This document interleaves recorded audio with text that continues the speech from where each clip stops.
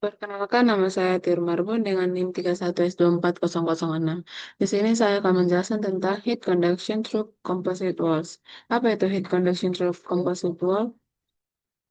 Adalah proses perpindahan panas secara konduksi yang terjadi melalui beberapa lapisan material berbeda yang tersusun secara berurutan. Panas mengalir dari sisi yang bersuhu lebih tinggi ke sisi yang bersuhu lebih rendah, tanpa perpindahan panas. Dan setiap lapisan memberikan hambatan termal sesuai dengan ketebalan serta konduktivitas termalnya. Dalam sistem ini, laju perpindahan panas yang mengalir melalui setiap lapisan adalah sama atau pada kondisi steady state. Tetapi penurunan suhu pada masing-masing lapisan berbeda tergantung pada sifat materialnya. Semakin besar hambatan termal suatu lapisan, semakin besar pula penurunan suhu yang terjadi pada lapisan tersebut. Untuk menganalisis konduksi melalui dinding komposit atau hukum Fourier sering digunakan. Hukum ini menyatakan bahwa laju aliran panas berbanding lurus dengan gradien suhu dan luas penampang, serta berbanding terbalik dengan ketebalan material. Dengan menggunakan hukum Fourier, dapat dihitung distribusi suhu di dalam dinding komposit dan menentukan laju aliran panas total. Itu elemen volume. Gambar ini ditunjukkan proses perpindahan panas melalui dinding berlapis atau yang disebut dengan composite wall. Gambar ini menjelaskan bagaimana panas berpindah dari fluida dengan temperatur tinggi menuju fluida dengan temperatur yang lebih rendah melalui beberapa lapisan material. Jika kita lihat pada sisi paling kiri gambar, terdapat fluida dengan temperatur yang dilambangkan TA. Fluida ini merupakan fluida dengan suhu lebih tinggi yang menjadi sumber panas pada sistem. Panas dari fluida ini tidak langsung masuk ke dinding, tetapi terlebih dahulu berpindah melalui mekanisme konveksi menuju permukaan dinding.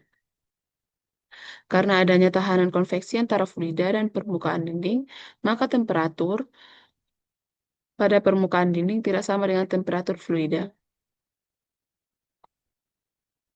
Temperatur pada permukaan dinding pertama ditunjukkan dengan simbol T0, yang nilainya lebih rendah dibandingkan TA. Selanjutnya, panas akan berpindah melalui dinding pada secara konduksi. Pada gambar dapat dilihat bahwa dinding terdiri dari 3 lapisan material yang berbeda. Lapisan pertama berada pada jarak antara X0 sampai X1. Lapisan ini memiliki konduktivitas termal yang dilambangkan dengan K01. Konduktivitas termal ini menunjukkan kemampuan suatu material dalam mengantarkan panas. Semakin besar nilai konduktivitas termal, maka panas akan lebih mudah mengalir melalui material tersebut. Setelah melewati lapisan pertama, panas mencapai batas antara lapisan pertama dan lapisan kedua yang ditunjukkan dengan temperatur T1. Titik ini merupakan temperatur pada perbatasan dua material yang berbeda. Kemudian panas terus mengalir menuju lapisan kedua yang berada pada jarak antara X1 dan sampai X2. Pada gambar, lapisan kedua ditunjukkan dengan bagian yang diarsir. Lapisan ini memiliki konduktivitas termal yang dilambangkan K12. Karena sifat material karena sifat material pada lapisan ini berbeda, maka perubahan temperatur pada lapisan ini juga bisa berbeda dibandingkan dengan lapisan sebelumnya. Selanjutnya, panas mencapai batas antara lapisan kedua dan lapisan ketiga dengan temperatur yang dilambangkan dengan T2. Setelah itu, panas mengalir melalui lapisan ketiga yang berada pada jarak antara X2 sampai X3 dengan konduktivitas K23. Panas akan terus berpindah hingga mencapai permukaan luar dinding yang memiliki temperatur T3. Dari permukaan dinding tersebut, panas kembali berpindah ke fluida yang berada di sisi kanan melalui mekanisme konveksi. Fluida pada sisi kanan ini memiliki temperatur yang dilambangkan sebagai Tb, yang biasanya lebih rendah dibandingkan temperatur fluida pada sisi kiri. Jika kita perhatikan grafik putus-putus pada gambar ini, garis tersebut menunjukkan profil distribusi temperatur sepanjang dinding. Sumbu vertikal menunjukkan temperatur yang dilambangkan dengan T. Sedangkan sumbu horizontal menunjukkan jarak atau ketebalan dinding yang dilambangkan dengan X. Pada gambar juga terdapat simbol delta.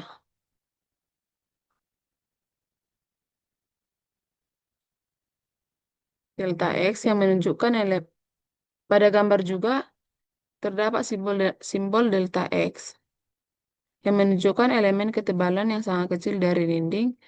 Elemen kecil ini biasanya digunakan dalam analisis perpindahan panas menggunakan hukum Fourier untuk menjelaskan hubungan antara gradien temperatur dan laju perpindahan panas. Selain itu, pada sisi kanan ditunjukkan dimensi dinding yaitu W, yang menunjukkan lebar dinding H, yang menunjukkan tinggi dinding. Kedua dimensi ini digunakan untuk menentukan luas area perpindahan panas. Secara keseluruhan, gambar ini dapat menunjukkan bahwa perpindahan panas dalam sistem terjadi melalui 3 mekanisme, yaitu konveksi dari fluida panas ke permukaan dinding. Kemudian, konduksi melalui beberapa lapisan material dengan konduktivitas yang berbeda. Dan terakhir, konveksi dari permukaan dinding ke fluida yang berbeda di sisi kanan. Nah, diasumsikan yang pertama itu keadaannya dengan steady state atau tunak. Suhu pada setiap titik berubah terhadap waktu dan laju perpindahan panas konstan di semua lapisan. Yang kedua, perpindahan panas satu dimensi atau 1D, panas hanya mengalir dalam satu arah, yaitu arah X, yaitu dari TA ke TB. Di dalam dinding tidak terdapat sumber panas seperti reaksi kimia atau pemanasan listrik. Yang keempat, konduktivitas termal ataukah tiap material dianggap tetap dan tidak berubah suhu. Selanjutnya, luas penampang perpindahan panas semua lapisan. Tidak ada tahanan bentuk sehingga suhu pada batas lapisan bersifat kontinu. Yang terakhir yaitu koefisien perpindahan panas konveksi pada sisi fluida kiri dan kanan dianggap tetap. Selanjutnya kita masuk ke neraca balance, di mana laju panas Q sama dengan 0, komponen total I sama dengan out. Konduksi masuk yaitu W dikali H flux X, di mana X. Yang konduksi keluar itu di mana W kali H flux X, di mana X tambah delta X. Nah, pada persamaannya yaitu konduksi panas yang masuk dikurang konduksi panas yang keluar sama dengan 0. Maka W kali H kali flux X, di mana X dikurang W kali H flux X, di mana X tambah delta X sama dengan 0. Nah, untuk dapat menyederhanakannya ini, maka kita membagikan dengan W kali H delta X. Maka dapat hasil flux X, di mana X per delta X dikurang flux X, di mana X ditambah delta X per delta X sama dengan 0. Maka dapat ditulis kembali dengan cara seperti ini. Flux X di mana X dikurang flux X di mana X tambah delta X per delta X sama dengan 0. Setelah udah dapat hasil seperti ini, maka kita limitkan. Di mana limitnya delta X menuju 0. Limit X, limit delta X menuju 0 di mana flux X di mana X dikurang flux X di mana X tambah delta X per delta X. Maka hasil dari limit tersebut yaitu d flux X per dx sama dengan 0. Nah, setelah itu kita mencari batas kondisi satunya. Saat X sama dengan 0, maka flux X sama dengan flux 0, sama dengan konstan. Flux X sama dengan 0 itu merupakan konstan. Dan flux panas pada X sama dengan X0, maka flux X sama dengan flux 0. Flux panas akan sama untuk slabs atau lempengan. Region 1, 12, 23, di mana flux X sama dengan flux 0. Ini merupakan persamaan yang ketiga. Berdasarkan hukum Fourier, flux sama dengan min K dt per dx. Nah, kita masuk ke region 1, di mana kita masuk ke persamaan sebelumnya yang berdasarkan hukum Fourier, di mana min K01 dt per dx sama dengan flux 0. Min dt per dx sama dengan min flux 0 per K01. dx berpindah ruas, maka dt sama dengan min flux 0 per K01 dx. Setelah dapat seperti ini, maka kita integralkan, di mana min integral dari T0 sampai T1 dt sama dengan flux 0 per K01 integral dari X0 sampai X1 dx. Maka dapat hasil dari integral ini T0 dikurang T1 sama dengan flux 0 dikali X1 dikurang X0 per K01. Ini merupakan persamaan yang keempat. Selanjutnya kita masuk ke region 2, di mana min K12 dt per dx sama dengan flux 0. Maka dt per dx sama dengan min flux 0 per K12. Pindah ruas, dt sama dengan min flux 0 per K12 dx. Diintegralkan dari min integral dari T1 sampai T2 dt sama dengan flux 0 per K12 integral dari X1 sampai X2 dx. Maka dapat hasil dari integralnya T1 dikurang T2 sama dengan flux 0 dikali X2 kurang X1 per K12. Ini merupakan persamaan yang kelima. Selanjutnya kita masuk ke region 3, di mana min K23 dt per dx sama dengan flux 0. dt sama dengan min flux 0 per K23 dx. Setelah dapat hasil seperti ini, kita kembali mengintegralkannya, di mana min integral dari T2 sampai T3 dt sama dengan min flux 0 per K23 integral dari X2 sampai X3 dx. Maka dapat hasil dari integral tersebut, T2 kurang T3 sama dengan flux 0 dikali X2 kurang X3 per K23. Ini merupakan persamaan yang keenam. Pada persamaan 4, 5, dan 6 menunjukkan perbedaan suhu pada benda padat yang berlangsung dengan bantuan konduksi. Permukaan 0, TA lebih dari TB, di mana flux 0 sama dengan H0 dikali TA dikurang T0. Maka TA dikurang T0 sama dengan flux 0 per H0. Ini merupakan persamaan yang ketujuh. Permukaan 3, T3 lebih besar dari TB, maka flux 0 sama dengan H3 dikali T3 dikurang TB. T3 dikurang TB sama dengan flux 0 per H3. Ini merupakan persamaan 8, di mana H0 sama dengan koefisien perpindahan panas fluida A, dan H3 itu merupakan koefisien perpindahan panas fluida B.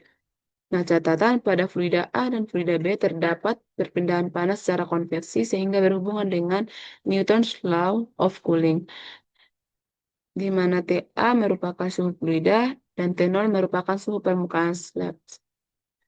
Selanjutnya, jenis fluida sama sehingga berlaku hukum Newton of Cooling, mana persamaan 4, 5, 6, 7, dan 8 dijumlah. Maka hasilnya yang didapat adalah TA dikurang TB sama dengan flux 0 dikali 1 per H0 ditambah X1 dikurang X0 per K0 1 ditambah X2 kurang X1 per K12 tambah X3 dikurang X1 per K23 ditambah 1 per H3. Maka flux 0 sama dengan TA dikurang TB per 1 per H0 ditambah X1 dikurang X0 per K01 ditambah X2 dikurang X1 per K12 tambah X3 dikurang X2 per K23 ditambah 1 per H3. Maka flux 0 sama dengan TA kurang TB per 1 per H0 ditambah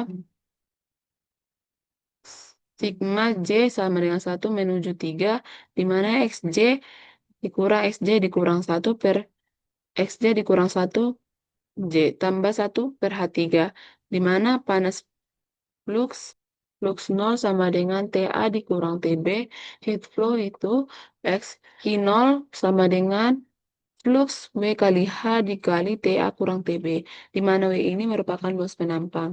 U sama dengan overall heat transfer coefficient saat slab sejumlah N. I per U sama dengan 1 per H0 ditambah sigma J sama dengan 1 menuju N. XJ dikurang XJ1, XJ dikurang 1 per XJ dikurang 1, J tambah 1 per HN. Sekian dari penjelasan saya. Mohon maaf jika ada kesalahan. Terima kasih.